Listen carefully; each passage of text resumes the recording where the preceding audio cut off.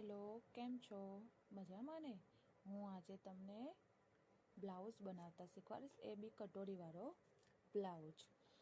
આ બ્લાઉઝ માટે મેં 1 મીટર ફેબ્રિક લીધું છે, જે ફેબ્રિક કોટનનું છે અને એ 36 સાઇઝનો આપણે બનાવીશું. આ મારું મેઝરમેન્ટ છે. બધું બ્લાઉઝનું મેઝરમેન્ટ છે, ચેસ્ટ, શોલ્ડર, આર્મહોલ અને નેક. તો આપણે 36નું બનાવીશું. તો 36માં ચેસ્ટ 36 છે, શોલ્ડર 5.5 છે, આર્મહોલ 6 છે અને નેક 2.5 એટલે કે 2.5 છે.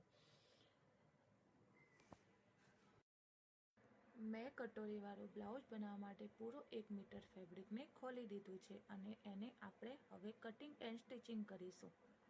બ્લાઉઝ બનાવવા માટે મેં મેજર ટેપ, જે આપણે રેગ્યુલર હોય છે તે કાતર અને સ્કેલ અને ચોકનો યુઝ કર્યો છે. હું આ બ્લાઉઝની લેન્થ 14 ઇંચની છે, તો હું 15 ઇંચ લઈશ, કેમ કે અડધો ઇંચ આપણે સિલાઈ માર્જનમાં જોઈશે. એટલે કે આપણે 14 ઇંચનો બ્લાઉઝ હોય તો 15 ઇંચનો બ્લાઉઝ કરીશું, અને જો 13 ઇંચનો હોય તો આપણે 14 ઇંચનો બ્લાઉઝ કરીશું. તો આપણે આ બ્લાઉઝ 14 ઇંચનો છે, તો આપણે મેજરમેન્ટ પ્રમાણે 15 ઇંચનો કરીશું. આનું શોલ્ડર હું 5.5 ઇંચનું લઈશ. આનું આર્મહોલ હું 6 ઇંચનું લઈશ. બ્લાઉઝની ચેસ્ટ આપણી 37 ઇંચ છે, એટલે આપણે ચોથાઈ ભાગ પ્રમાણે આપણે 9 ઇંચ કરીશું અને એમાં 2 ઇંચ માર્જિન લઈશું. એટલે આપણો બ્લાઉઝનું પૂરું ચેસ્ટ આપણે 11 ઇંચ લઈશું. અંદર આપણે 1.5 ઇંચ ઉપર કર્વ આપીશું બ્લાઉઝનું આર્મહોલમાં. આર્મહોલમાં કર્વ શેપ આપતા પહેલાં આપણે 3 ઇંચ લઈશું. અહીંયાથી પછી આપણે આર્મહોલમાં કર્વ શેપ આપીશું. બ્લાઉઝના આર્મહોલમાં આપણે કર્વ શેપ આપી દીધો છે, જે એકદમ પરફેક્ટ રીતે આવી ગયો છે. હવે આપણે કમરના ભાગમાં 8 ઇંચ માપ લીધું છે. 8 ઇંચમાં આપણે +1 ઇંચ આપણે માર્જિન હવે આપણે કમરના માપમાં નીચે 8માં +1 કરી અને આપણે ટક્સ માટે લીધું છે, એટલે કે 9 ઇંચ આવે છે અને એમાં 1.5 ઇંચ આપણે માર્જિન લીધું છે, જે આપણે ફિટિંગ માટે જોઈશે. બ્લાઉઝનો આપણો આ ફર્મો પૂરો થાય છે અહીંયા. અને હવે આપણે આગળના ભાગનો કટિંગ કરીશું. એટલે કે આ પાછળનો ભાગ છે અને પાછળના ભાગ ઉપરથી આપણે આગળનો કટિંગ કરીશું. એટલે કે આ બેક ભાગ છે અને આપણે ફ્રન્ટ ભાગનો કટિંગ કરીશું. આના ઉપરથી જ આપણે કટિંગ કરીશું.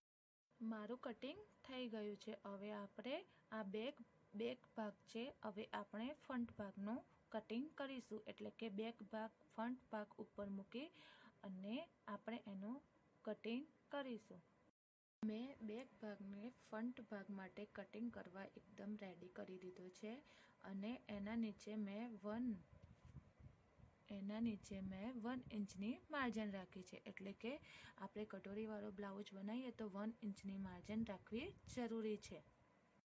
1 ઇંચની માર્જિન રાખ્યા પછી આપણે બેક ભાગ જેવી રીતે કટિંગ કર્યો છે તેવી જ રીતે આપણે ફ્રન્ટનો ભાગ કટિંગ કરીશું. મેં બેક ભાગ અને ફ્રન્ટ ભાગની બંનેની કમ્પ્લીટ કટિંગ કરી દીધી છે. હવે મેં બેક ભાગ અને ફ્રન્ટ ભાગ બંનેની કટિંગ કરી દીધી છે. આ આપણો બેક ભાગ છે અને એમાં આપણે ફ્રન્ટ ભાગમાં જે 1 ઇંચ ઉમેર્યો હતો તે આપણો ફ્રન્ટ ભાગ છે. અને ફ્રન્ટ ભાગ ઉપર આપણે હવે કટોરી અને આગળના ભાગનું આપણે કટિંગ કરીશું. બરાબર. હવે આપણે એમાં મસ્ત રાઉન્ડ નેક આપી દીધું છે અને હવે આપણે નીચેનું જોઈશું. હવે આપણે ફ્રન્ટ ભાગમાં જોઈશું. તો ફ્રન્ટ ભાગમાં મેં નેક 2.5 ઇંચ લીધું છે અને એની લેન્થ 7 ઇંચ લીધી છે. એટલે કે ગળું આગળનું છે, જે આપણે 7 ઇંચ લીધું છે. તો આપણે ઉપરથી નીચે 12 ઇંચ ઉપર નિશાન કરીશું. 12 ઇંચ ઉપર નિશાન કરીશું ત્યારે આપણો નીચેનો બેલ્ટનો ભાગ નીકળશે. બેલ્ટનો ભાગ માટે 12 ઇંચ ઉપર આપણે જે નિશાન કરીશું એ આપણે 12 ઇંચ ઉપરથી નીચે સુધી આપણે 12 ઇંચનું નિશાન કરીશું. એટલે કે આ આપણો બેલ્ટનો ભાગ છે. આપણું ગળું બની ગયું છે. હવે આપણે કટોરી માટે નિશાન કરીશું. આપણે કટોરી માટે નિશાન કરીશું એ પહેલાં આપણે બેલ્ટ માટે નિશાન કરીશું. તો આપણે ઉપરથી નીચેનો ભાગ આપણે 12 ઇંચ લેવાનો છે. તો 12 ઇંચ ઉપર આપણું નિશાન કર્યું. તો હવે નીચેનો ભાગ છે એ આપણે જોવાનો છે. તો નીચેનો ભાગ મારો આવે છે 3 ઇંચનો અને અહીંયા પણ મેં 3 ઇંચ લીધું છે અને અહીંયા મેં 1 ઇંચ લીધું છે. એટલે કે અહીંયાથી કર્વ શેપ આપી આપણે 1 ઇંચ ઉપર નિશાન કરીશું અને અહીંયાથી અહીંયાનો ભાગ આપણે 3 ઇંચનો લઈશું અને પૂરી કટોરી માટે આપણે 3 ઇંચ નિશાન લઈશું. એટલે કે 3 ઇંચ એટલે કે આપણે 6 ઇંચની કટોરી બનશે. 6 ઇંચની કટોરી આપણું આ કટોરીનું મેજરમેન્ટ 6 ઇંચનું છે. એટલે હવે આપણે અહીંયાથી આ આર્મહોલનો જે ભાગ અંદરનો આવે છે એ આપણે કાઢવો બહુ જરૂરી છે, નહીં તો અહીંયા ખોલ પડે. હવે આપણે એ માટે નિશાન કરી દીધું છે.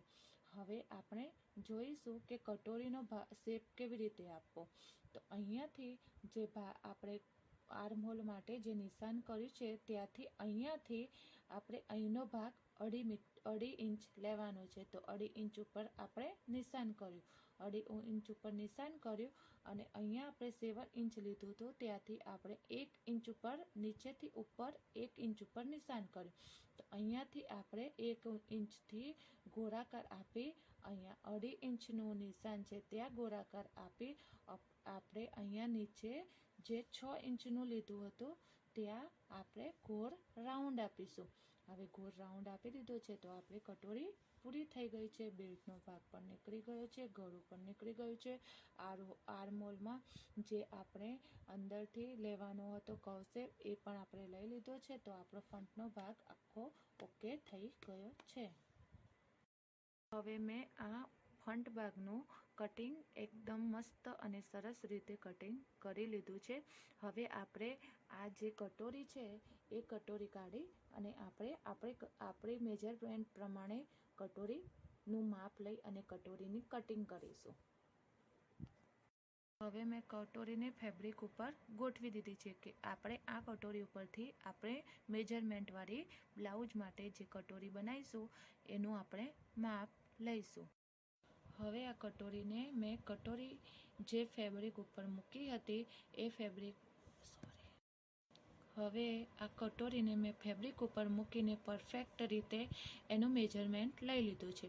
મેજરમેન્ટમાં મેં અહીંયાથી આપણી કટોરીને અહીંયાથી 1 ઇંચ, અહીંયાથી 1 ઇંચ, અહીંયાથી સામાન્ય થોડું અડધો ઇંચથી પણ ઓછું અને અહીંયાથી અડધો ઇંચથી પણ ઓછું અને નીચે અહીંયાથી અહીંયા સુધીનું મેં 1.5 ઇંચનું નિશાન લીધું છે. એટલે કે અહીંયા 1 ઇંચ, અહીંયા 1 ઇંચ, અહીંયા 1.5 ઇંચ અને એને મેં ફૂટપટ્ટીથી શેપ આપી દીધો છે અને અહીંયા પણ મેં એ રીતે ફૂટપટ્ટીથી શેપ આપી દીધા છે અને આપણી કટોરી કમ્પ્લીટ પરફેક્ટ છે.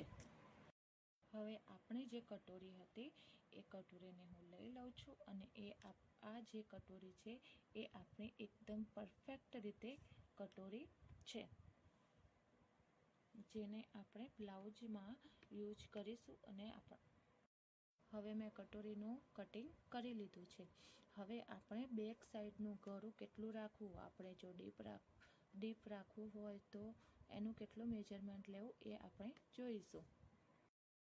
હવે મેં બેક ભાગમાં અહીંયાથી અહીંયા 2.5 ઇંચનું જે આપણું ગળું હતું તે 2.5 ઇંચનું ગળું લીધું છે અને નીચે મેં અહીંયાથી અહીંયા સુધી મેં 10 ઇંચનું માપ લીધું છે અને અહીંયાથી અહીંયા સુધી મેં 3 ઇંચનું માપ લીધું છે. એટલે કે આપણું ગળું થોડું નીચેથી મોટું હોય તો દોરી જોડે સારું લાગે એટલે મેં અહીંયાથી અહીંયા ગોળાકાર હવે બેક સાઈડ છે. બેક સાઈડમાં આપણે ગળું કટિંગ કરીશું.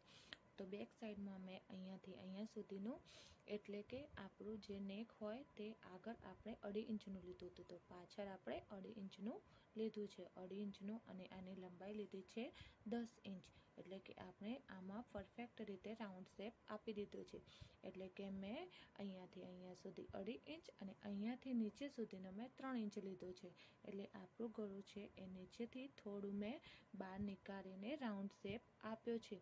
એટલે કે દોરી બનાવીએ તો આપણું ગળું પાછળથી સારું લાગે એટલે મેં આ રીતે બહાર કરી અને એને ગોળ રાઉન્ડ શેપ આપ્યો છે.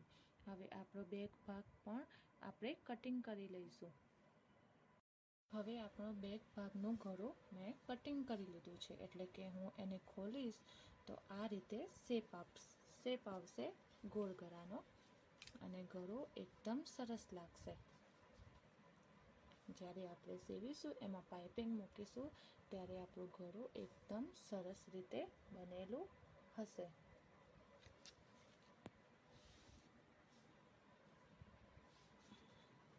જો આપણો ગળો એકદમ સરસ રીતે, આપણો ગળો બેક સાઈડનો ગળો એટલે કે પાછળની બાજુનો ભાગ, આપણો ગળો એકદમ પરફેક્ટ રીતે રાઉન્ડ શેપમાં આપણે આવી ગયું છે. આ આપણી સ્લીવ તૈયાર થઈ ગઈ છે, અને આ સ્લીવમાં આગળનો ભાગમાં મેં કર્વ શેપ આપી દીધો છે. કર્વ શેપ એટલે આપ્યો છે કે જ્યારે આપણે બ્લાઉઝ પહેરીએ ત્યારે આપણને આગળના ભાગમાંથી કોઈ ખોલ ના પડે, એટલે મેં અહીંયા સુધી મેં કર્વ આપી દીધો છે. એટલે કે આપણો પાછળનો ભાગ, હું તમને નજીકથી બતાવું છું, આપણો પાછળનો ભાગ આ છે અને આગળનો ભાગ આ છે. એટલે કે મેં પરફેક્ટ રીતે બ્લાઉઝનું કટિંગ કરી દીધું છે. આપણું આખું બ્લાઉઝનું કટિંગ પૂરું થાય છે, અને હું તમને સ્લીવમાં પણ કમ્પ્લીટ દેખાય એ રીતે કર્વ શેપનું મેં કટિંગ કર્યું છે, એ પણ તમને બતાવી દઉં. આપણો પાછળનો ભાગ છે અને આ આપણો આગળનો ભાગ છે, એટલે મેં કર્વ શેપમાં આટલું કટિંગ કર્યું છે. આટલું એટલે કે 1 ઇંચનું હશે. આ બ્લાઉઝનું એકદમ પરફેક્ટ રીતે કટિંગ આપણે કરી લીધું છે. હવે આપણે એનું સ્ટિચિંગ કરીશું, એટલે કે આપણે એની સિલાઈ કરીશું, અને આપણો આખો બ્લાઉઝ આપણે તૈયાર કરીશું.